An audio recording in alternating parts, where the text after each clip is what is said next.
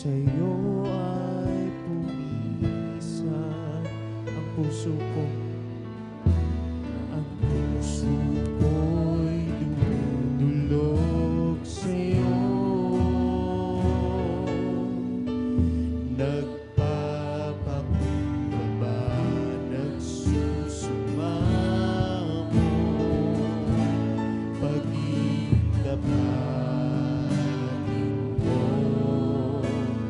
Ikaw ay mamasdan, makaririnig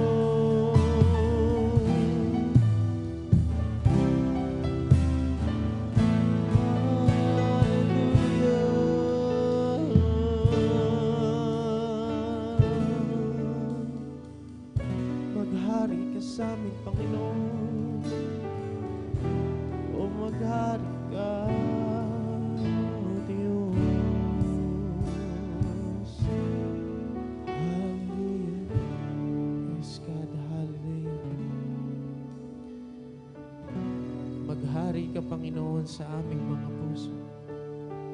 Maghari ka sa aming mga buhay at patuloy na Ikaw ang kumilos, Panginoon.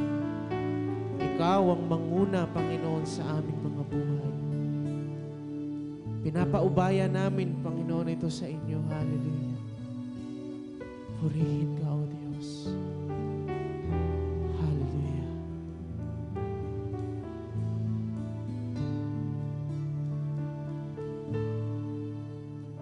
Praise God. Psalm 63 verses 1 to 4. O Diyos, kayo ang aking Diyos. Hinahanap-hanap ko kayo. Nananabik ako sa inyo ng buong puso't kaluluwa, na tulad ng lupang tigang sa ulan. Nakita ko ang inyong kapangyarihan at kaluwalhatian sa inyong templo. Ang inyong pag-ibig ay mahalaga pa kaysa sa buhay. Kaya pupurihin ko kayo. Pasasalamatan ko kayo habang ako'y nabubuhay. Itataas ko ang aking mga kamay sa paglapit sa inyo. Hallelujah! Tunay, Panginoon, na ang inyong pag-ibig ay napakalawak, na kayo palagi ang inyong pagyakap, Panginoon, ay naririyan.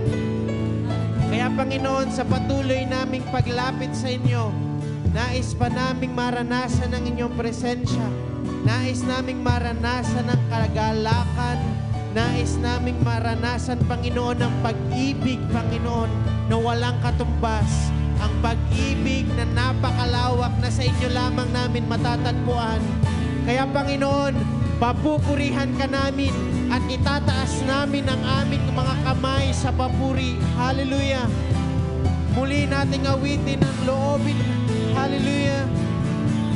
Loobin mong ang buhay ko'y maging banal mong tahanan. Luklukan ng iyong wagas na pagsinta. Daluyan ng walang hanggang mga papuri't pagsamba.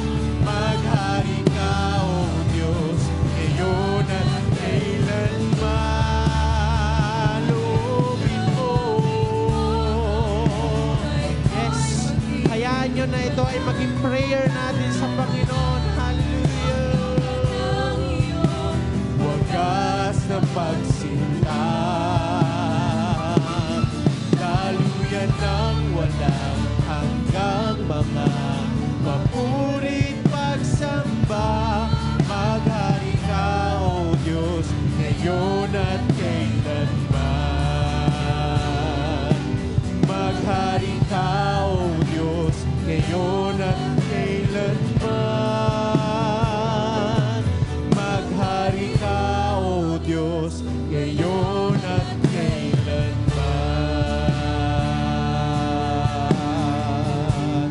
Yes, God, patuloy kang maghari at patuloy naming ibibigay ang lahat-lahat na nasa sa amin, Panginoon. Patuloy ka naming pupurihin, patuloy ka naming itataas, Panginoon. Maraming salamat, Panginoon. Mahal na mahal ka namin. Ito ang aming dalangin sa patamis sa pangalan ni Jesus. Ang lahat ay sumigaw ng Amen. Amen. Hallelujah.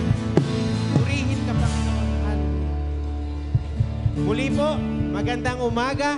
Alam ko po na na-miss natin ang ating mga katabi, kaya po ngayon na ang oras upang tayo ay magkamustahan, magkamayan, magbatian sa ating mga kapatid.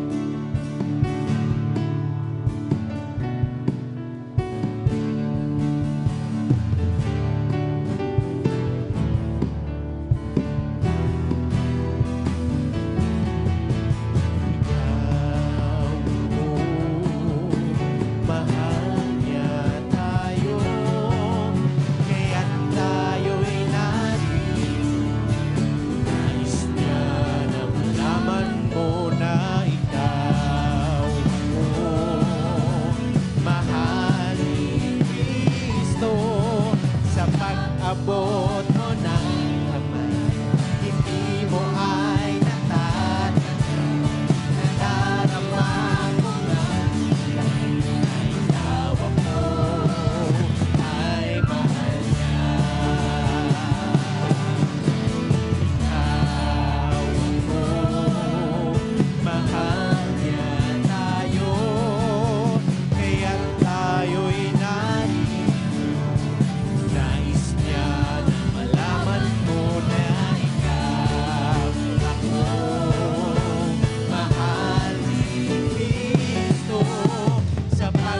abot mo ng kamay, hindi mo ay natatanong, nadarama mo man, na ikaw ako ay mahal niya. Ikaw ako, mahal niya tayo, kaya't tayo'y narito. Nais niya na malaman mo na ikaw ako, mahal ni Kristo. Sa pag-abot mo ng kamay, hindi mo ay natatanong, nadarama mo na ikaw ako ay mahal niya. Sa pag-abot mo ng kamay, hindi mo ay natatanong, nadarama mo man na ikaw ako ay mahal niya. Sa pag-abot mo ng kamay, hindi mo ay natatanong, nadarama mo man na ikaw ako ay mahal niya. Na ikaw ako ay mahal niya. Na ikaw ako ay mahal niya.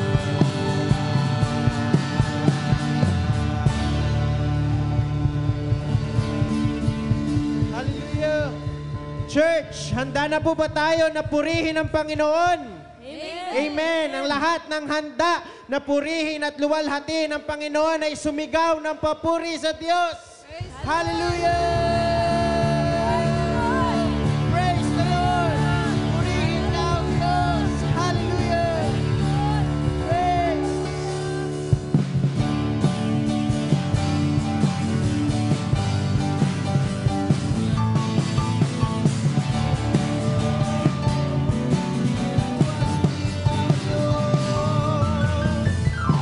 Luwalhati kami, puri kami, bukas magpakay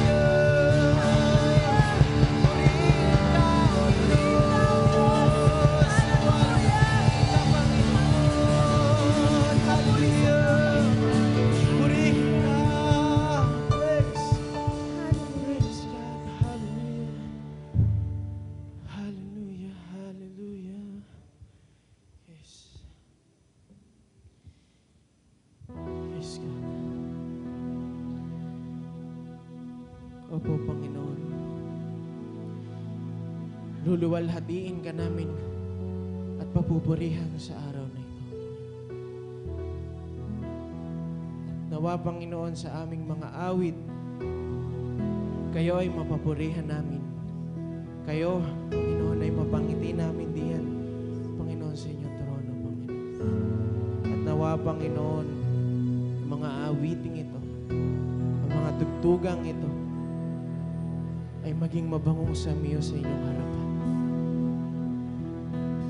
Patuloy po naming iniaalay ang mga papuring ito sa inyo.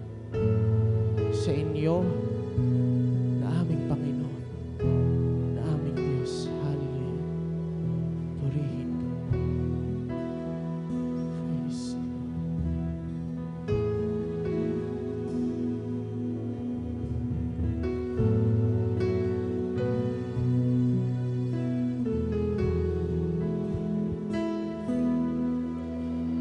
Walang hanggang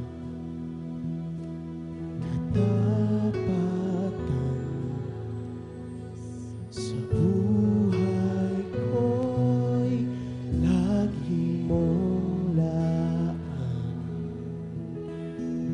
Narito dahil sa biyaya mo, habang buhay magpupuri sa iyo, walang hanggan katapatan sa buhay ko'y lagi mong laan.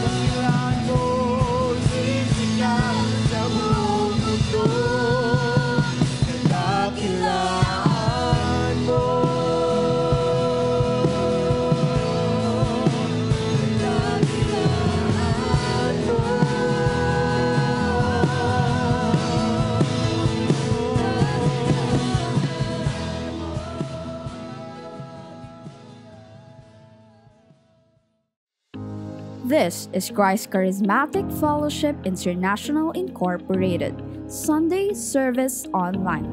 Here, we get to worship God and listen to His Word together online. And though separated physically, we are still one as church. We are one in the body of Christ. So buckle up and get ready, because up next is the Word of God delivered to us by the CCFI SPB's Senior Pastor, Pastor Sharon D. Valentin. For more updates, please follow and like our Facebook page at facebook.com/ccfispb. You may also subscribe to our YouTube channel and be part of our growing community online. Enjoy the service and God bless. Isa pong well-defined goal ay kinakailangan para maging successful tayo. Hindi lamang sa taong 2025, kundi sa buong buhay natin. Sabi nga ni Zig Ziglar, if you aim at nothing, you'll hit it every time. Kapag nag-aim ka for nothing, yan ang tatamaan mo, wala din. Sa isang basketball team, ang goal nila ay ang makashoot sa basket. Pwedeng ang isang team o isang manlalaro, pwede niyang i-dribble, pwede siyang magpasikat, pwede niyang ipasa kung sa kanyang mga kasagpi, kakampi niya, tapos tumakbo siya ng mabilis, paikot-ikot with excellence kung maglaro siya ng basketball. Pero hanggat hindi niya inilalagay yung bola doon sa basket, walang score yon. Hindi sila mananalo kahit magaling pa siyang mag-exhibition. November 4, 2013, hindi malilimutan ang date na to nang si James Young, ang Kentucky guard na napakagaling sa basketball, ay nakapag-shoot isang incredible basket ang tawag doon sa pagkakashoot niya. Dahil sinave niya yung ball, natatalsik sana sa labas, so sinave niya yung ball, paghampas niya habang nakatalikod siya, hinampas niya yung bola, shoot ang bola sa wrong basket, sa basket ng kalaban.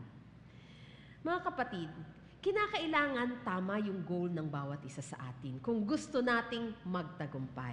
Hindi pa pwede yung just do it ng Nike. Hindi pa pwede yung, sige nga, gawin na lang natin, basta-basta na lang, kahit ano na lang. Sabi naman mas maganda yung end kesa sa beginning ng bawat isa. Kinakailangan po ang mga anak ng Panginoon ay rooted in purpose. Ang early church, alam nila kung bakit sila nag-i-exist. Alam nila kung bakit merong church. Kaya nagkakaisa sila tungkol doon sa purpose na meron sila. Tingnan po natin ang ilang practical purpose ng church sa Acts 2. At sagutin natin yung question na why does CCFI SPB exist? Tayong lahat ay tumayo. Magsagot ang pagbasa po tayo sa Acts 2:41 hanggang 47. Those who believed what Peter said were baptized and added to the church that day, about 3,000 in all. All the believers devoted themselves to the apostles' teaching, and to fellowship, and to sharing in meals, including the Lord's Supper, and to prayer. A deep sense of awe came over them all, and the apostles performed many miraculous signs and wonders. And all believers met together in one place and shared everything they had. They sold their property and possessions and shared the money with those in need.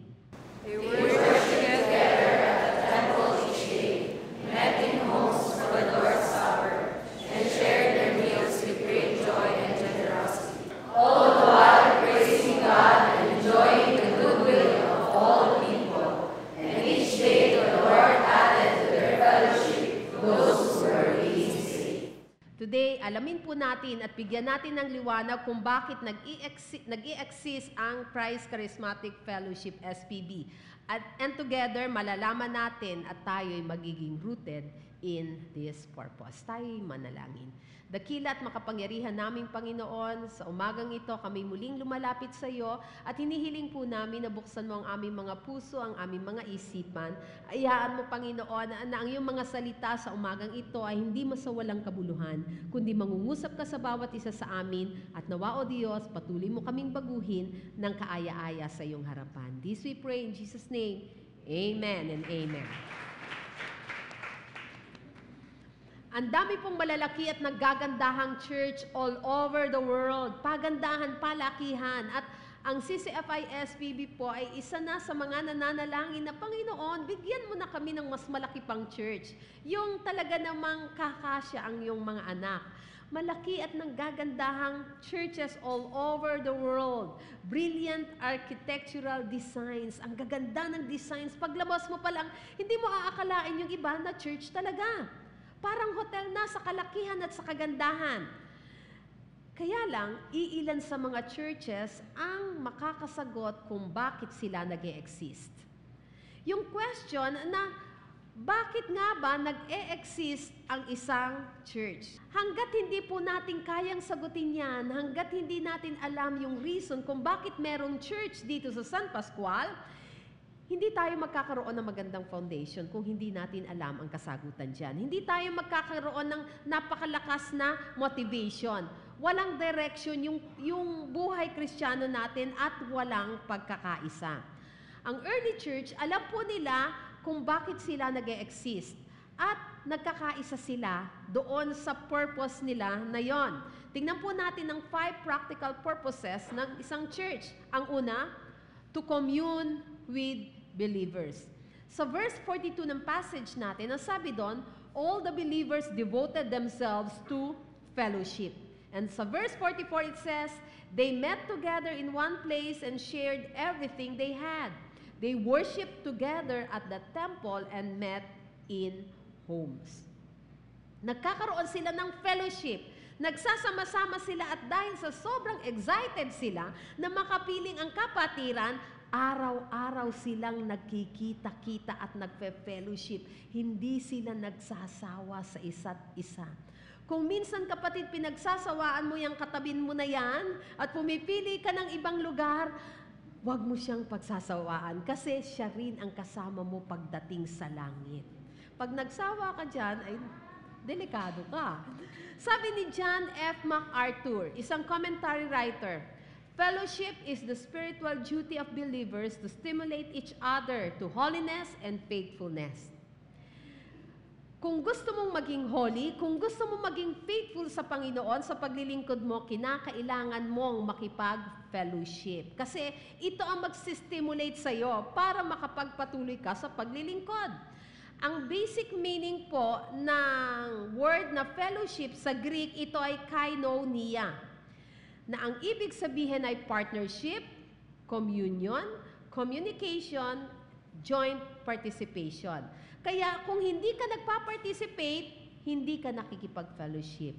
Kung hindi ka nakikipag-usap, yung pumasok ka lang tapos nagtaas ka lang ng kamay dito, kumanta ka lang, pumalakpak ka lang, nakinig, tapos hindi pa tapos yung benediction, umalis ka na kaagad kasi ayaw mo na makipag-fellowship, eh hindi ka talaga nakapag-fellowship sa CCFI.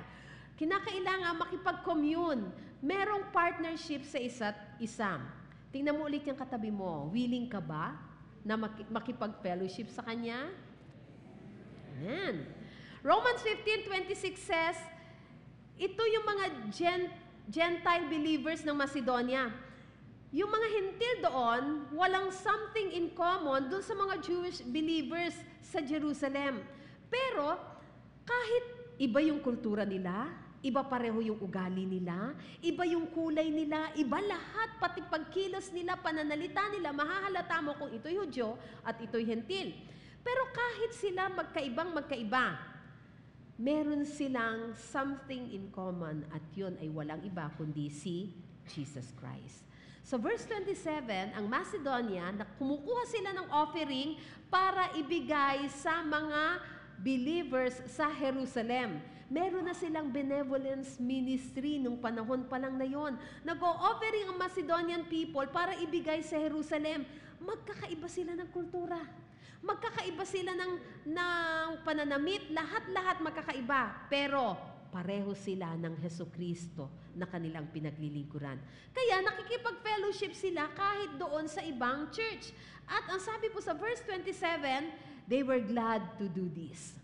Tuwang-tuwa sila na gawin ang magkalap ng salapi at ibigay sa kanilang mga kapatid. Kasi ang feeling ng mga kapatiran doon sa Macedonia, ito ay obligasyon nila. obligasyon nila ang tumulong. Kahit there was nothing in common between them. Something in common lang ay si Jesucristo at enough na yon. Minsan, sa magkakapatiran, parang hindi magkasundo. Parang iba yung ugali nitong isa, ito namang isa ganito, itong isa ganon. Magkakaibang ugali kaya hindi minsan nakakaintindihan.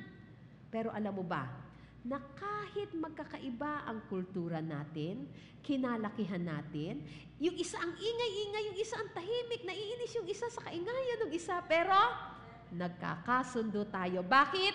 Dahil meron tayong Jesucristo. Amen? Remember, ang fellowship po ay dapat nagpo-focus kung ano yung common sa bawat isa sa atin.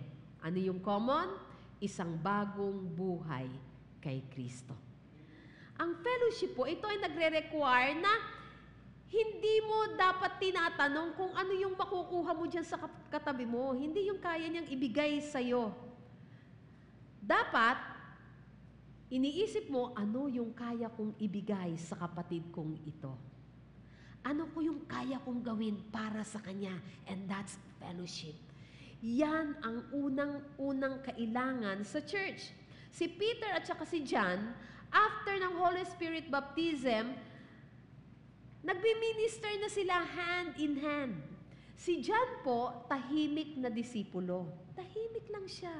Laging nakahilig kay Jesus Christ. Samantalang si Pedro, laging nakikipag-unahan. Magkaiba ng ugali. Pero, after nilang ma-feel ng Holy Spirit, they were walking together hand in hand. Ang programa po sa isang church o lahat ng ministry na to ay hindi po dapat natin iniisip kung matutulungan ba ako ng ministry na to. Uy, may benevolence ministry pala doon, makahingi nga. Hindi tayo mag-iisip kung anong maitutulong sa atin ng ministry, kundi iisipin natin anong maitutulong ko sa ministry para ang ministry na to ay makatulong sa mga kapatid ko.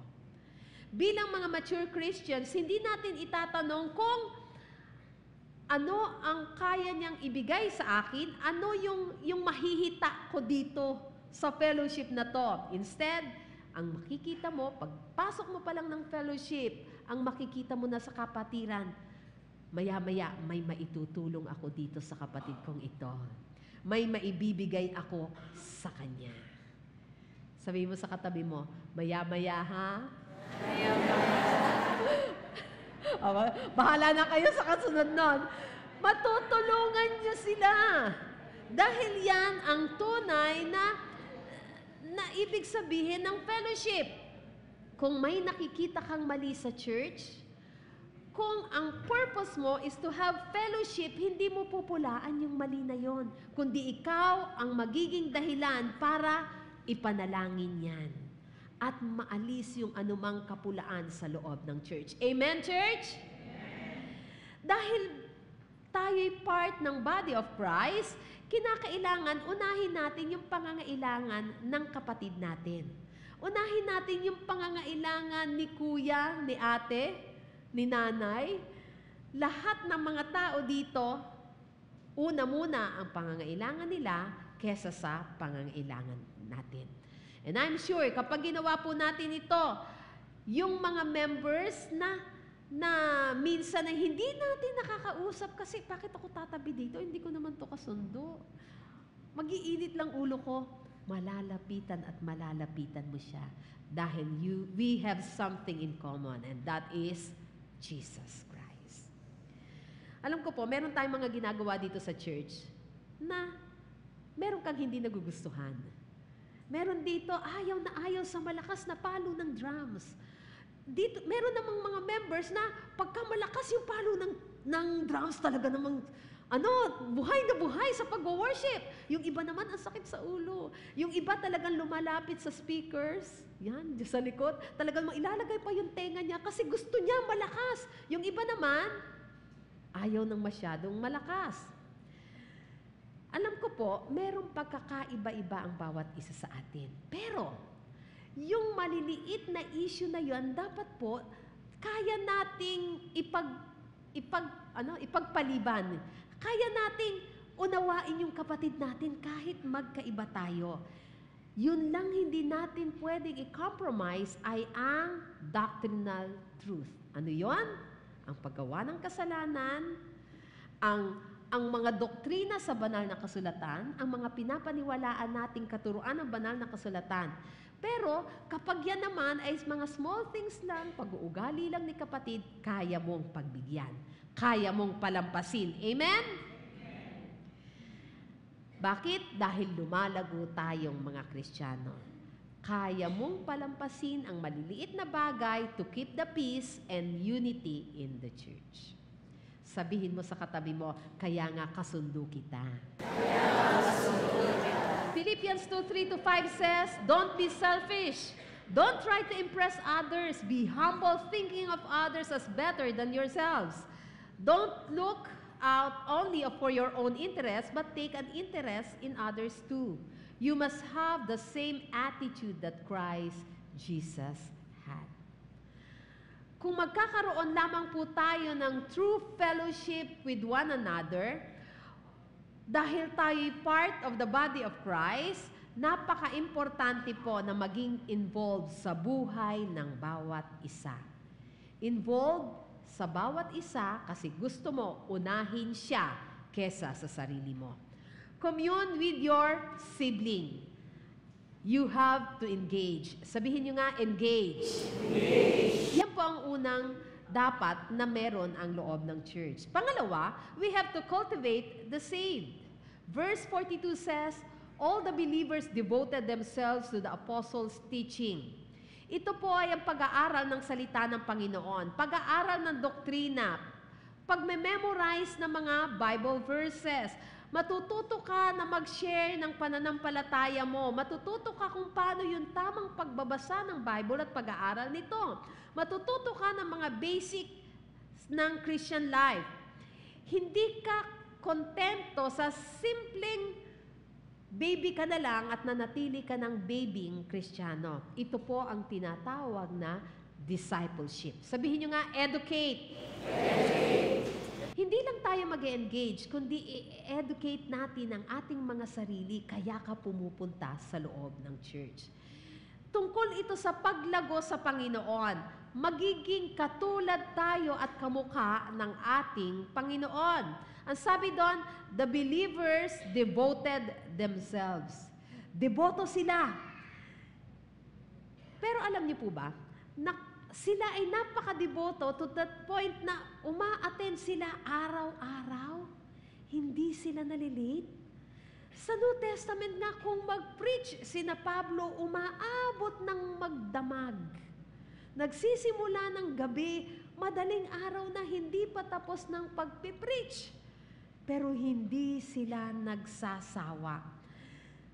Pero, alam niyo po ba, na hindi lahat ng uma-attend ng midweek fellowship ay strong Christians? Pero, hindi mo pwedeng sabihin na strong Christian ka hanggat hindi ka nakikita sa midweek fellowship.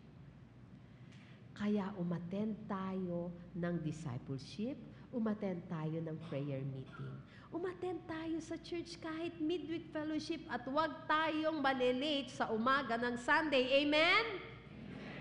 Devote ourselves. Kailangan ng devotion kasi kung hindi ka magiging deboto sa pag-aaral ng salita ng Panginoon, matututo kang tumingin sa iba at makita mo yung mali niya at hindi ka nalalago. Maraming mga Kristiyano ang kontento na sa pagiging spiritual baby. Sa Hebrews 5:12 and 13, ang sabi dito, you need someone to teach you again the basic things about God's Word. Kasi kung gusto mo lang na pakikinggan mo ang salita ng Panginoon, you will remain an infant and doesn't know how to do what is right. Yan ang sabi ng banal na kasulatan. Cultivate the saved. I-educate kung yan ay ligtas na, kung ang mga anak ng Panginoon na nakikita mo o ligtas ka na, nakatanggap ka na sa Panginoon, then you have to educate yourself. Umattend ka ng Bible study. Umattend ka ng discipleship. Ang measurement po ng success ng isang church ay hindi sa napakagandang programa, hindi sa budget na meron, hindi sa ganda ng building, kundi sa production and development of disciples. Kapag sa loob ng church ay maraming disipulo, maraming masipag mag-aral ng salita ng Panginoon, lalago at lalago ang church. Yang mga programa po na yan, yung budget na yan, yung mga pera na yan, ang building na yan, ito po ay makakatulong lamang para lumago ang mga disipulo. Pero hanggat walang disipulo, hindi lalago ang church. Sabihin mo sa katabi mo, i-educate natin ang sarili natin. I-educate natin ang sarili natin. Yan ang reason kaya nag-e-exist ang church. To commune with siblings and to cultivate the saved. Pangatlo, to comfort the saints. Ito yung sharing, ito yung pagkikare with one another, yung kaya mo silang i-encourage. Dahil po sa close fellowship na meron yung early church nung New Testament, dahil nagkikare sila with each other, kapag merong pangangailangan ang isang kapatid, andyan na kaagad ang church at tutulong para ma-meet yung pangangailangan na yon. Sa verses 44 and 45, ang sabi doon, and all the believers met together in one place and shared everything they had. They sold their property and possessions and shared the money with those in need. Tingnan natin kapag nagbibigay sila, hindi nila ibinibigay yung part lang ng natira. Sabi doon, nagbibigay sila ng mga pangangailangan ng Panginoon to the point na sinesell nila yung property and possessions nila at saka sila nagsishare ng pera sa mga nangangailangan. Ang pag-approach po sa ministry at pagtulong sa ministry, hindi yung, sige, magbibigay po ako ng oras sa ministry, ibibigay ko yung aking lakas, yung aking powers, pero kinakailangang tapusin ko muna lahat itong para sa akin. Hindi ganon yung New Testament Church. Ang ministry of giving ng New Testament Church, hindi yung bibilhin ko muna ang lahat ng gusto ko. Ikakain ko muna ang sarili ko sa labas kasi deserve ko yon. Then, yung matitirang barya, yon ang ibibigay ko sa benevolence ministry. Hindi ganon ang New Testament Church. Hindi sila nagbibigay ng tira-tirang oras, ng tira-tirang energy, ng tira-tira nilang pera. Ibibigay nila yung ibibili sana nila ng kapritsyo nila, ibibigay nila yung oras sana ng itutulog nilang mahabang tulog sa loob ng tahanan nila, ibibigay nila yung lahat ng pwede nilang ibigay at hindi tira-tira para makatulong sila sa church. Kapatid, hindi kailangan ng Panginoon ang ating mga pera. Hindi niya kailangan ang ating mga kayamanan, pero interesado siya sa kayamanan na meron ka. Interesado siya sa pera mo. Interesado siya sa oras mo kasi mahal na mahal mo ang pera mo. Mahal na mahal mo ang oras mo at kapag kinuha yan sa iyo ng Panginoon o ibinigay mo yan sa Panginoon, then, ibig sabihin, lumalago kang Kristiyano. At magiging masaya lamang po sa loob ng church kung kaya nating magtulungan sa isa't isa. Natanong niyo na po ba sa sarili niyo kung bakit si Ninoy Aquino Sr. ay malungkot? Gusto niyo po ba siyang pangitiin? Paano? Madali lang yan. Isama mo sa kanya si Cory Aquino. Mas sasaya siya. Ngingiti siya. Bakit? Kasi masaya kahit may problema, mas masaya kapag meron kang kasama. Mga kapatid, ang church, ito yung mga tao na hindi lahat malalakas eh. Ang church po, ito yung mga tao na hindi lahat ay talaga namang palaban. Hindi lahat ay kayang-kaya. Marami sa loob ng church ang kinakailangan ng healing and restoration. At ikaw, kapatid, ikaw ang gagamitin ng Panginoon para mapangiti ang kapatid mo. Amen? Ang church po ay isang ospital. Ospital para sa mga nasasaktan. Ospital para sa mga may sakit. Ospital para sa lahat ng mga nanghihina. Therefore, ang church po ay kinakailangang nasa business of healing. Amen? Ikaw ang magiging dahilan para lumakas si kapatid. Ikaw yung magiging dahilan para magpatuloy siya. Ikaw ang magiging dahilan para yung mga pangangailangan niya ay patuloy na mapunan. Ang church po ay hindi isang courtroom na merong judge or jury na pagkatapang-tapang, kundi ito ay isang church ng restoration and reclamation. Kinakailangan maalis yung mga judgmental attitude na meron ng mga anak ng Panginoon. Dahil hindi yan dapat sa loob ng church. Amen? Ang church po ay hindi isang x-ray machine na makikita lahat ng mga mali sa iyo. Ang church ay hindi isang dynamite na nakakatakot kapag sumabog kasi magkakagulo at masasaktan ng lahat. Ang church ay hindi isang scarecrow na iniiwasan dahil panakot sa kabataan. Mga kapatid, huwag niyo pong gawing panakot ang church. Sige, dun ka na sa church. Sige, ay, kay pastora, ay, si pastor, ayan na. Ginagawa niyong panakot, kaya tuloy ang mga kabataan at ang mga bata ay takot sa pastor. Ayaw na tuloy magpastor pag lumaki. Ang church po ay hindi isang panakot. Amen? Ang church ay hindi isang ipis na tinitilian. Hindi siya yung sisigawan mo na nagkakagulo ang lahat ng tao kasi hindi po pagalingan sa loob ng church. Hindi yan pagandahan ng special number. Amen? Hindi yan pasikatan ng galing ng talent natin. Amen? Lahat ng yan ay i-offer natin sa Panginoon kasi siya din ang may bigay niyan. Sa 1 Corinthians 12:26, it says, if one part suffers, every other part is involved in the suffering and in the healing. Kapag merong nagsasuffer, lahat nakakaramdam ng suffering ni kapatid. Kapag merong isa na ino-honor, then lahat ay natutuwa dahil sa honor na natatanggap ng isa.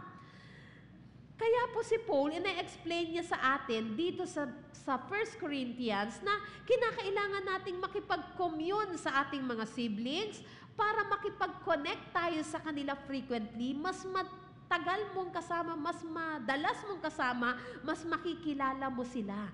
At malalaman mo ngayon kung sila nga ba ay nasasaktan, hindi ka na magiging immune. Amen? Mafe-feel mo na yung pain na nararamdaman ni kapatid. Sabihin mo nga kay kapatid, hindi ako immune sa'yo. Kapag nabe-bless si kapatid, masaya ka para sa kanya. Amen? Kapag successful si kapatid, masayang-masaya ka. Na-experience mo rin yung favor na natatanggap niya. Hindi ka maiinggit. Amen? Dahil ikaw ang number 1 cheerleader ni kapatid. Natutuwa ka para sa kanya. Amen? Ang church po ay isang encouragement para sa bawat isa sa atin. Ito yung sinasabing comfort to the saints. At hindi lamang po tayo makikipag-commune with our siblings sa mga kapatiran natin. Hindi lamang natin i-cultivate yung mga nakakilala na sa Panginoon, kundi i-comfort din natin ang mga saints at i-convert natin ang mga sinners. Ibig sabihin, magiging masipag tayo to evangelize. Sabihin nyo nga, evangelize. Isang bago pong preacher ang sumakay ng jeep. Tapos sabi niya, bababa siya dito sa San Antonio. Pag upo niya, nagbayad kaagad siya. Nandun siya sa may dulo ng jeep. Tapos, nung suklian siya nung driver, napansin niya, sobra ng 2 piso. Naisip niya, 2 piso lang naman eh. Pero, sobra kawawa naman si manang driver. Makakakulang kaya to sa kikitain niya? Iniisip ni bagong preacher yon. Sabi niya, sige, mamaya, bago ako bumaba, pupunta ako doon sa likuran niya. Pagbaba kong ganun, pupunta ako sa likuran niya at iaabot ko. At ganun nga pong ginawa niya. Pag sabi niya ng para, lumabas siya, sabi, sandali po, Sobra po kayo na sukli na 2 piso. Ngumiti yung driver. Sabi ng driver, kayo po yung bagong preacher dyan, dyan sa malapit na church. Sabi niya, oo, bakit? Kilala mo ako? Sabi niya, hindi po, kaya lang, gusto ko po kasi umattend sa church na yan. Kaya sinusubok ko po kayo sa 2 piso. Kapag ito'y binulsa nyo, aba hindi ako a-attend, pero dahil binalik ninyo, makikita nyo na po ako sa Sunday at a-attend ako. Kapatid, yan ang evangelism. Amen? Nare-reveal yung glory ng Panginoon sa mga little acts na meron tayo. Kaya kapag sinuklian ka ng sobra, ibabalik mo, malay mo. Gusto lang niya umattend ng church. Pag itinago mo yan, hindi mo siya madadala sa Panginoon. Maliliit na acts of kindness, napakalaking impact. Sure ang impact nito sa mundo. Hindi mo na kinakailangan pang magsalita at sabihin mong born again Christian ka. Kaya mong magdala ng mga kapatid, ng mga kaluluwa sa harapan ng Panginoon dahil sa maliliit na kabutihan na ginagawa mo. Sabihin mo sa katabi mo, maging mabait ka na simula ngayon. Simple acts, sure impacts. Kaya nga po, huwag tayong tataya sa weteng. Amen? Huwag tayong iinom. Kahit sabihin mo, hindi naman po ako mabilis malasing. Huwag kang iinom ng alak. Huwag kang mandaraya ng timbangan kung ikaw ay negosyante. Amen? Huwag kang magpa 5-6. Amen? Huwag kang magtitinda ng sigarilyo o alak sa tindahan mo kahit malaki pa ang tubo sa sigarilyo at alak na yan. Dahil testimony ng Panginoon ang nakasalalay. Mga nanay, huwag kayong magbunganga. Amen? Huwag magiging matapang, mga tatay. Amen? Minsan kasi mga tatay, ipagtatanggol ko ang anak ko. Kapatid, huwag masyadong maging matapang. Mga kabataan, huwag laging kabig ng kabig. Amen?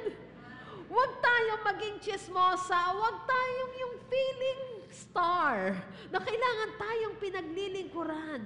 Huwag lagi tayong magtaray sa lahat ng pagkakataon. Amen? Ang dami po kasing mga tao ang nag-iisip na part na sila ng family. Kaya magagawa na nila ang lahat ng bagay. Kung ikaw ay parte ng family ng church, kung ikaw ay member ng isang church, pag-ingatan mo ang testimony mo sa loob at labas ng iyong tahanan kasi si Jesucristo ang nakikita nila sa iyo. Wala kang ma-evangelize kung mananatili yung dati mong ugali. Hindi po tayo dapat magkaroon ng sense of security na ligtas na ako, okay na, hindi na ako mag-share. Merong mga tao o Kristiyano na iniisip nila na dahil alam na nila si Jesus Christ, kilala na nila si Jesus Christ, alam na nila yung story ng crucifixion, pupunta na sila sa heaven. Pero, mga kapatid, simply knowing is not enough. Ang sabi sa James 2:19, you say you have faith, you believe that there is one God. Alam mo ba that even the demons believe this? Pantay lang ng kaaway dahil naniniwala din ang kaaway at sabi, nanginginig pa. Ikaw ba nanginginig ka sa pagkakilala mo sa Panginoon? Hindi, di ba? Parang angat pa siya kung wala tayong ginagawa. Sabi nga ng isang member kay Ed Young, isang pastor and writer, doctor ng theology. Sabi niya, nung member niya, sabi, are you so narrow-minded to think that only churchgoers are going to heaven? Pastor, sabi nung member niya, Pastor Ed, napaka-narrow-minded mo ba para isipin na lahat lamang ng churchgoers ang pupunta sa heaven? Sumagot si Ed Young. Sabi niya, I'm even more narrow-minded than that. Mas narrow-minded ako sa iniisip mo. I don't even think all churchgoers are going to heaven. Pinakita niya yung kanyang mga members, sabi niya, hindi nga ako sigurado na lahat ng yan na member ng church ko ay pupunta sa langit. Kapatid, ikaw, gaano ka kasigurado na ikaw ay genuinely saved, na ikaw ay kapatid, ay ligtas na. Ingat ka, kasi baka magkulang ka ng 3 inches lang sa paglipad mo at hindi ka makarating sa langit. Kapatid, huwag kang mag-alala na ikaw ay sinner and unrighteous sa paningin ng Panginoon. Ang kinakailangan mo lang siguraduhin na tinanggap mo na siya as your personal Lord and Savior. Dahil kahit sinner ka, magiging righteous ka sa paningin ng ating Panginoon. At ang goal ng church ay makapag-convert ng sinners. Pag nakakilala ka na sa Panginoon, tumanggap ka na sa Kanya, genuine na yung pagtanggap mo sa Panginoon, kaya mo nang mag-evangelize. Kaya mo nang magbalik na sukli. Amen? Kaya mo nang ipangaral sa lahat na ikaw ay binago ng Panginoon. Kaya po, andito ang church, kaya merong church, kasi kapag part ka ng church, kaya mong mag-evangelize kay Kristo. Kaya mong i-share si Jesus Christ at makapagdala ng iba para kay Kristo. Bakit nag-exist ang church? Una, to commune with siblings, to cultivate the saved, comfort the saints, convert the sinners, and lastly, pero hindi least, commit to the Supreme One. Verses 46 to 47 says, they worshiped together at the temple each day, met in homes for the Lord's Supper, and shared their meals with great joy and generosity, all the while praising God and enjoying the goodwill of all the people, and each day the Lord added to their fellowship those who were being saved. Ine-exalt natin ang ating Panginoon sa pamamagitan ng pag-worship sa Kanya. Iko-commit natin ang ating mga sarili to the Supreme One. We commit ourselves to the Supreme One. Siya lang ang i-exalt natin. Siya lang ang i-worship natin. Hindi tayo pumunta sa church para ma-entertain. Amen? Hindi tayo yung sentro ng church. Ang sentro ng church ay ang papurihan ng ating Panginoon. Isang church member ang nagreklamo sa isang pastor. Sabi niya, Pastor, hindi na ako a-attend sa isang linggo. Kasi ang lakas ng tugtugan nyo. Tapos may half note na sintonado yung song leader. Pati ba naman half note na yan? Nalalaman pa nila. Tapos nawawala sa beat yung drums. Ayoko na, hindi na ako a-attend dyan. Sabi ni pastor, okay. Kahit hindi ka kasi natutuwa, hindi naman sila kumakanta para sa'yo. Hindi ikaw yung kinakantahan nila. Ang kinakantahan nila at yung worship nila ay walang iba kundi si Jesus Christ. Ang ating Lord and Savior Jesus Christ. Siguro nasaktan din yung member na nagsabi nun, pero may magandang point yung pastor eh. Hindi ka nandito para i-entertain. Hindi rin yung excuse para sa mga worship team na okay pala, magsinto-sintonado na tayo. Okay na pala dito. Okay na pala, magpamali-mali yung tugtugan. Wala na practice. Hindi. Gagawin nyo rin ang best ninyo para sa Panginoon. Amen? At gagawin ng mga members ang best na pag-worship nila para sa Panginoon kahit ayaw pa nila ng kanta na pinapakanta sa unahan. Amen? Ang service po ay hindi para sa atin. Ito'y para sa Panginoon. Let us commit to the Supreme One. Exalt Him and Him alone. Hindi tayo mga spectators dito. Hindi tayo uma-attend ng isang show. Tayo mga participants na ang greatest goal natin ay ang mapapurihan, ma-worship ang Maker of the universe. Dahil mabibless lamang tayo sa paggawa natin dito if ng pag-worship natin kung hindi natin iisipin ang ating mga sarili, kundi ang iisipin lamang natin ay walang iba kundi ang ating Panginoon. Pinupuri natin ang ating Panginoon with all power, with all glory, with all majesty, with all wisdom, knowledge natin, lahat ng mga kaya nating ibigay sa Kanya. Dahil pupurihin natin siya, hindi lamang dahil banal siya, hindi lamang dahil good siya, hindi lamang sa saving grace niya, pinupuri natin ang ating Panginoon sapagkat siya ay siya. Amen? Kapatid, let us all focus and hit the purpose of the church. Ibubullseye natin yan. Gagawin natin ang purpose na yon kasi dun lang natin mapapapurihan ang ating Panginoon. Let us commune with our siblings. Makikipag-engage ka sa kanila. Makikipagkaibigan ka. Makikipagkwentuhan at usap ka sa kanila. Hindi sa oras ng preaching, kundi sa oras na matapos ang church. Amen? Iko-cultivate natin ang mga saved. I-educate natin ang lahat ng mga members sa doctrine ng Bible. Iko-comfort natin ang mga saints. I-encourage natin sila. Kapag sila'y nanghihina, tayo ang magiging kalakasan nila. Kapag meron silang mga pangangailangan, tayo ang magbibigay ng pangangailangan na yon. Iko-convert natin ang mga sinners. I-evangelize natin. Ipapakilala natin sa mundo. Paglabas pa lamang natin ng building na ito, sasabihin na natin sa lahat na tayo Kristiyano, hindi sa pamamagitan ng ating salita, kundi sasabihin natin sa kanila yon sa pamamagitan ng ating mga gawa. Amen? And iko-commit natin ang ating mga sarili to the Supreme One para tayo ay maging kagaya niya. E-exalt natin siya sa ating mga buhay. Let us all focus and hit our purpose. Sabihin mo sa katabi mo, i-bullseye mo yan. I-bullseye mo yan. Tayong lahat ay tumayo. Kapatid, ikaw ay naririto. Ikaw ay iniligtas ng ating Panginoong Hesukristo, hindi para manatili kang baby na lamang sa pagkakakilala mo sa Kanya. Nandito ka para lumago sa pananampalataya. Let us all be rooted in purpose. I-evangelize natin ang ating Panginoon. I-educate natin ang ating mga sarili. I-encourage natin ang ating mga kapatid. At i-exalt natin ang ating makapangyarihang Panginoon sa lahat ng oras. Heavenly Father, Ikaw na aming Panginoon, Ikaw ang aming pupurihin sa lahat ng sandali.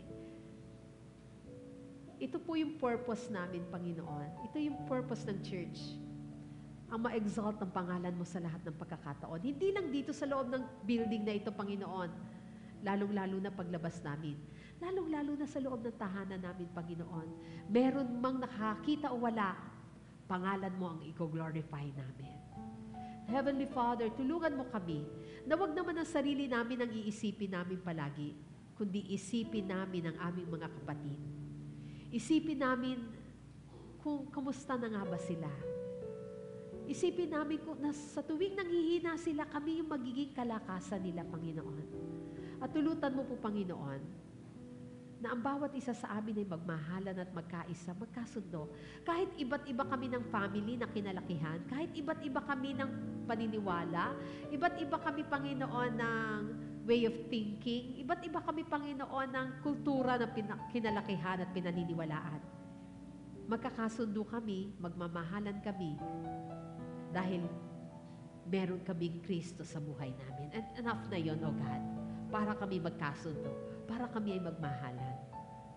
At tulutan mo, Panginoon, na sa lahat ng sandali, magawa namin ang lahat ng ito, ang purpose ng church, hanggang sa pagdating mo, upang kami maging handa na makapiling ka dyan sa iyong kalangitan. This we pray in Jesus' name. Amen.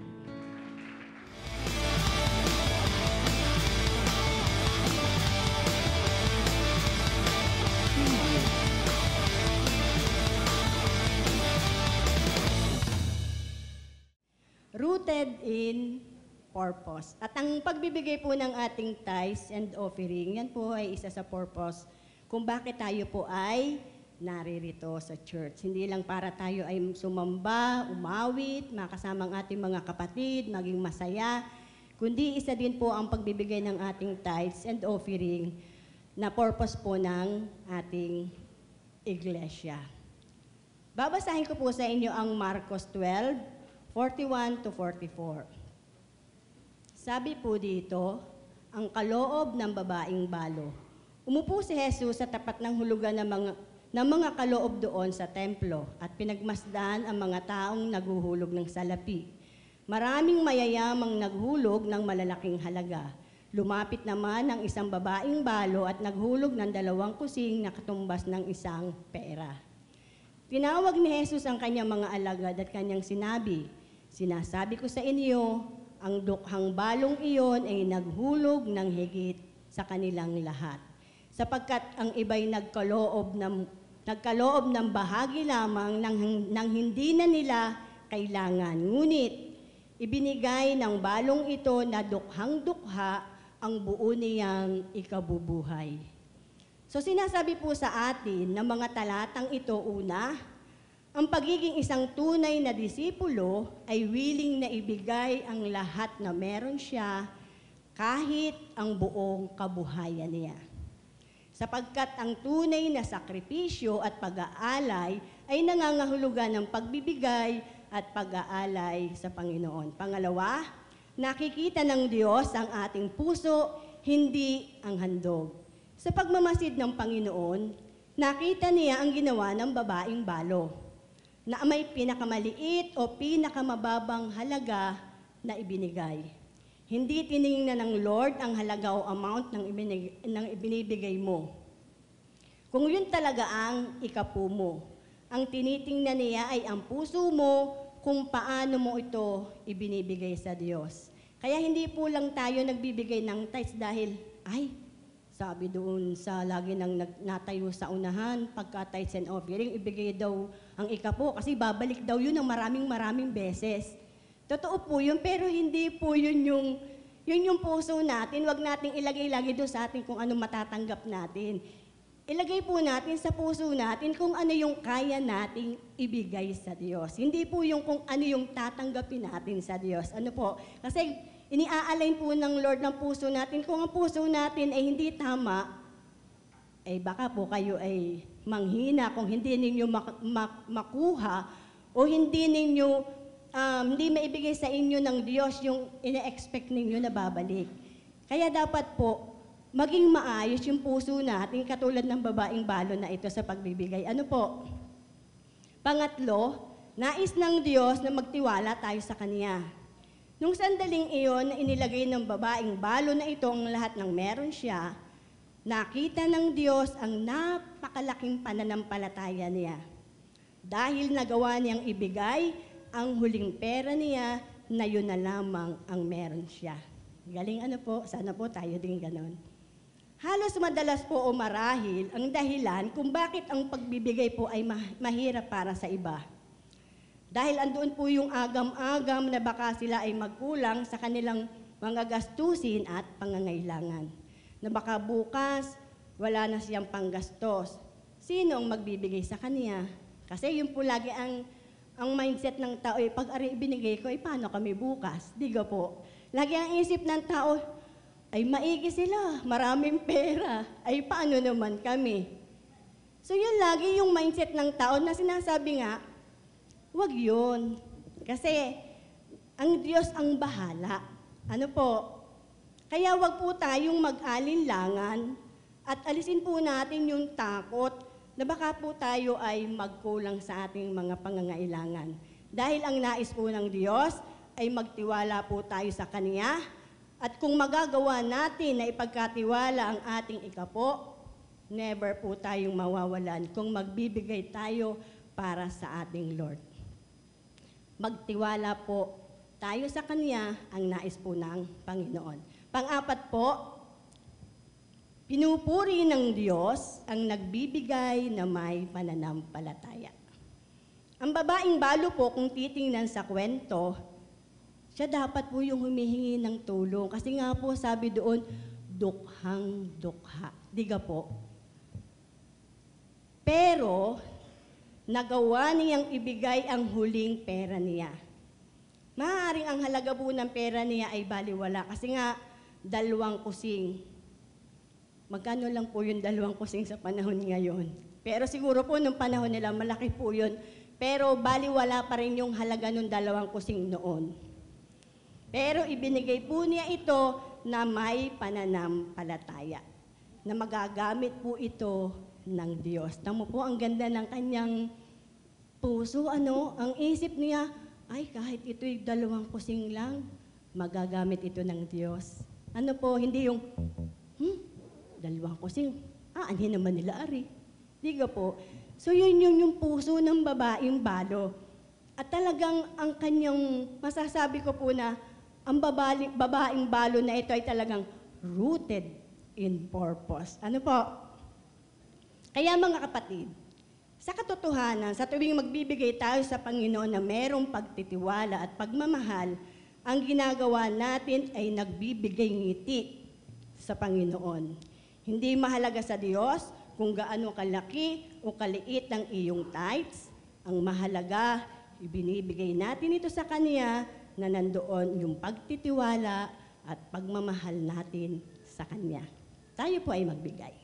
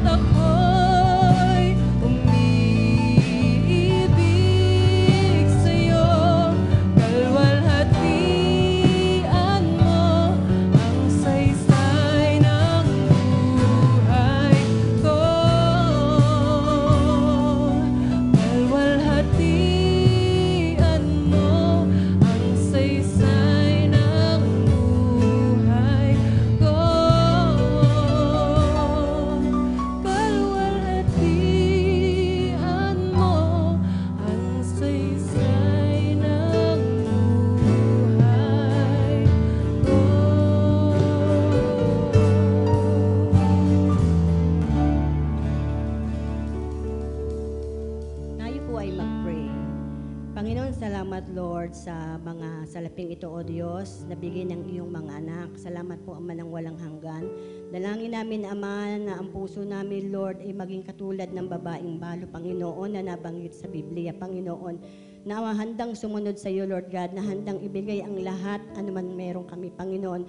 Sapagkat tunay nga po, Lord, na wala po kami, Panginoong maipagmalaki sa iyo sa lahat, sapagkat sa lahat ang lahat ng bagay, Panginoon, ay mula sa iyo lamang, O aming Diyos.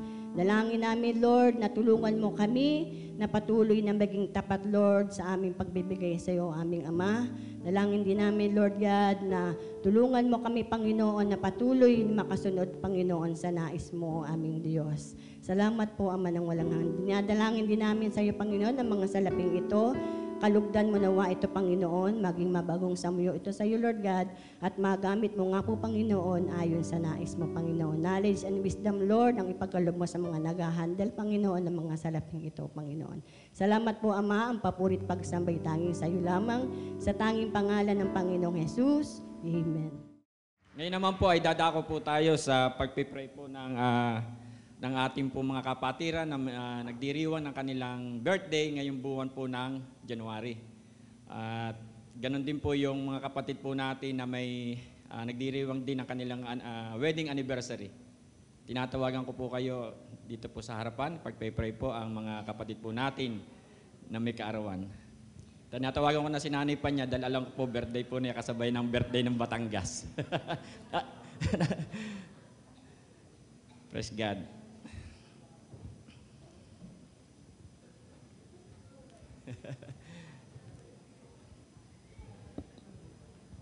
Rin po, Panginoon, sa buhay po ng ating mga kapatid na ngayon po ay nagdiriwang ng kanila pong kaarawan. Praise the Lord. Basahin ko po muna yung sabi ng Panginoon sa Psalms 118 verse 24. Sabi po doon ay, "This is the day that the Lord has made. Let us rejoice and be glad in it." At sabi rin po sa Psalms 139, 13 to 14, sabi po doon, "For you formed my inward parts, you knitted me together in my mother's womb. I praise you, for I am fearfully and wonderfully made." Praise God. At isa pa pong verse, Lamentations 3:22 to 23, "Because of the Lord's great love, we are not consumed, for His compassions never fail. They are new every morning. Great is your faithfulness." Purin po pagkabasa po ng banal na salita ng ating Panginoon. Atin po silang ilay hands at ating i-release yung blessing sa buhay po ng ating mga kapatid na sa oras na ito. Hallelujah. Praise you, Jesus. Hallelujah. Heavenly Father, salamat nga po dahil meron kaming Diyos na hindi nagbabago sa amin. Meron kaming Diyos na buhay, na sinasamba. Salamat, Lord, sapagkat kami inyong pinatawad sa aming mga kasalanan. Sa kabila ng lahat ang pagkukulang namin, nandiyan ka, Lord. Patuloy nyo kami binibigyan ng maraming pang buhay po, Panginoon Diyos. Lord, narito po ang inyong pong mga anak, Panginoon, sa oras na ito, Lord. Sila po ay nagdiriwang at magdidiwang pa ng kanilang mga kaarawan sa oras na ito. Tunay, Lord, na this is the day that the Lord has made, Panginoon, sa buhay po nila, Panginoon. Salamat po, Panginoon. Narito sila, nagpapasalamat sa inyo, Lord, sa kanilang mga kaarawan, O God. Salamat sa nakalipas na mga taon ng kanilang buhay last year, Panginoon. Naroon ang mga blessing, naroon po ang katagumpayan ng kanilang mga buhay sa mga pagsubok, sakit, karamdaman na kanilang naranasan, Lord. Naroon po nakasama po nila kayo. At naririto sila, Lord, patuloy na naglilingkod sa inyo, patuloy, Lord, na sumasamba at nagpupuri po sa inyo, Lord. Maraming po salamat, Lord, sa mga buhay po nila. Sila po, Lord, ay patuloy namin inilalapit sa inyo sa oras na ito, Panginoon Diyos. Anuman ang kanilang mga desire, ng kanilang mga puso, Lord, Ikaw po ang patuloy na magkaloob po nito sa kanila, Panginoon. Lahat ng kanilang hinihiling sa inyo, Lord, patuloy niyong ipagkaloob po, Panginoon. Lahat ng aspeto ng kanilang mga buhay, ito man, Lord, ay financially, Lord, na kailangan nila sa kanilang mga buhay, Lord. Materially, Lord, spiritually, Panginoon, at lahat ng sakit karamdaman na kanilang po na dinadala din sa oras na ito, Lord, hinihiling po namin, Lord, na patuloy niyo silang pagaling at palakasin. Mga desire ng kanilang puso, Ikaw ang patuloy na tumugon sa lahat ng ito po, Panginoon. At ngayong taon na ito, Lord, na dadaan muli, Lord, patuloy na blessing, Lord, nire-release po namin ang mapagpalang biyaya na nagmumula po sa inyo, Panginoon, in the name of Jesus. Patuloy silang bigyan ng kalakasan, patuloy sila, Panginoon, gamitin mo, Panginoon, para po sa inyong gawain at patuloy namin sila makasama dito po sa inyo pong bahay panambahan, Lord God. Lord, maraming po salamat at patuloy niyo silang ingatan, O God, sa araw-araw po ng kanilang mga buhay, Panginoon. At pagkalooban po, papunin niyo sila ng maraming pang buhay na masaya, Lord, kasiyasiya at nagmumula po sa inyo, Panginoon.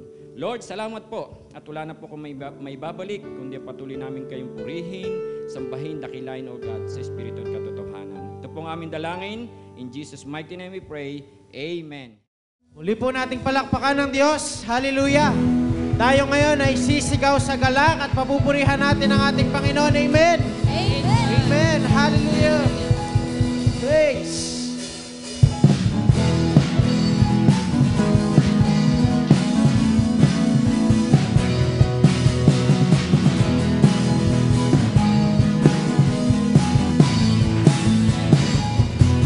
Sumigaw sa galak ang lahat ng nilalang. Purihin ang Diyos na may kagalakan. Sumigaw sa galak ang lahat ng nilalang. Purihin ang Diyos na may kagalakan. Sumigaw! Ang lahat ng nilalang. Purihin ang Diyos na may kagalakan. Wagas na papuri sa Kanya ibigay. Purihin siya, awitan siya, luwalhatiin siya. Sumigaw! Sumigaw sa galak ang lahat ng nilalang.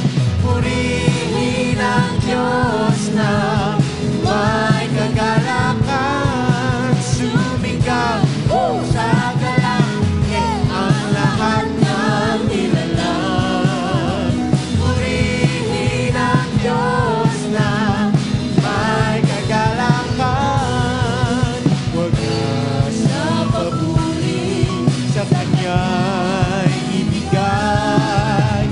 Purihin siya, awitan siya, luwalhatiin siya. Wagas na papuri.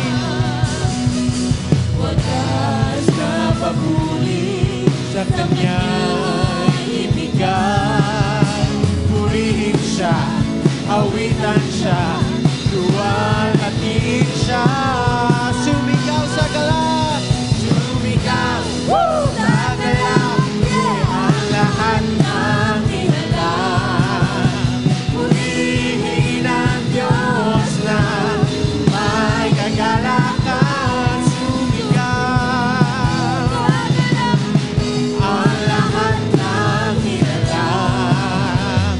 Purihin ang Diyos na may kagalakan.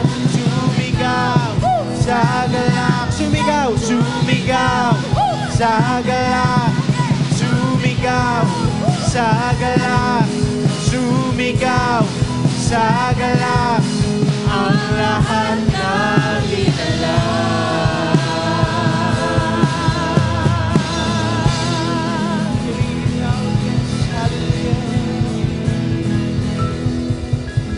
Praise Jesus, hallelujah. Hallelujah. Muli nating purihin ang ating Diyos. Glory to God. Hallelujah. Hallelujah. Hallelujah. We praise you, Lord. Hallelujah. Hallelujah. Father God, muli, maraming pong salamat, Lord, sa gawain na ito. Salamat, Lord, minsan pa nahayag muli ang nais po ninyo para sa amin. Aming Ama, dalangin namin, O God, ang patuloy mong pakilo sa buhay namin. Alam namin, Lord, na kami tinawag po ninyo, O Diyos, upang kami maging manggagawa po ninyo. Upang kami, Lord, ay tumulong, Panginoon, upang, Lord, yung mga wala pang relasyon sa inyo, O Diyos, madala namin sa pamamagitan, Panginoon, ng aming mga buhay. Tulungan mo kami, aming Ama, na lagi kaming tumingin sa inyo, sapat kayo ang perfect naming dapat naming tularan. Kayo, Panginoon, ang inaasahan namin na kami tutulungan po ninyo, O God, upang kami maging mabuti, upang kami, Lord God, ay maging kalugod-lugod sa inyong harapan at hindi kami magiging katitisuran, kundi kami, Panginoon, ay magiging pagpapala sa mga taong wala pang relasyon sa inyo. Kaya, Father God, alam namin, Panginoon, ang buhay namin ay nakalaan para maglingkod sa inyo. Kaya, Panginoon, tulungan mo ang bawat isa. Hallelujah. Hallelujah. Na bawat na pag-aralan namin ngayon sa araw na ito, Panginoon, ito'y magiging daluyan, Panginoon, na kami ay mabago kung hindi pa kami nababago, aming Diyos. Hiling namin ang banal na Espiritu laging tulungan upang, Lord, kami maging mabuting tagapaglingkod ninyo. Kaya, Father God, salamat sa mensahe po ninyo sa araw na ito. Hangad namin, Panginoon, na kami, Lord God, ay makapagdala ng kaluluwa sa inyong banal na harapan. Salamat sa mensahe po ninyo, salamat sa ginamit po ninyong leader namin upang, Lord, mahayag muli ang nais po ninyo sa bawat isa sa amin. Thank you rin po, Panginoon, sa mga taong ginamit mo sa gawain na ito, Ama. Kayo po ang lubos na magpala sa bawat isa, ang mga kabataan, ang lahat ng tumayo dito, Panginoon. Umasa kami, Lord, ng blessing na nagmumula sa inyo ay patuloy mong ikagawad. Kaya naman, aming Ama, ang bawat isa sa amin, aming Diyos, na naghahangad na kami, Panginoon, ay lubos na maging kagamit-gamit po ninyo para sa inyong ubasan upang, Lord, marami pa pong tao, kaluluwang nangangailangan sa inyo upang, Lord, marating namin at siya'y mahahatid namin sa inyong manalapanan. Kaya, Father God, salamat sa gawain na ito, aming Ama. Hallelujah. Hallelujah. Papuri po, Ama, sa iyong banal na pangalan. Hallelujah. Mga kapatid, hilingin natin sa Diyos ang ating pangangailangan sa oras na ito. Siya nasa ating kalagitnaan, nais niya. Nabanggitin natin ang nais natin para Hallelujah. Hallelujah. Muli, mga kapatid, taas natin ang ating mga kamay sa ating Panginoon. Father God, batid po ninyo, O Diyos, ang binanggit ng iyong mga anak sa oras na ito. Naniniwala kami, aming Ama, na ang lahat ng ito ay mayroong katugunan. Ang lahat na may mga sakit karamdaman, Ama, alam namin, Lord, na mayroong kagalingan. At ang lahat na may mga problema, Panginoon, ay mayroong kalutasan dahil, Panginoon, alam namin na pagkat kayo po'y Diyos, nagpapala, nag-iingat, at nagbibigay ng lahat ng pangangailangan namin. Kaya, Father, salamat sa mga katugunan ng mga panalangin sa oras na ito. Muli, tanggapin natin ang pagpapala na nagmumula sa ating Diyos sa masalangit, ang pag-ibig ni Jesucristo, at ang patnubay, pangunguna ng banal na Espiritu ang laging sumaatin mula ngayon at magpakailanman. Ang lahat ng anak ng Diyos ay magsabi ng Amen. Praise God.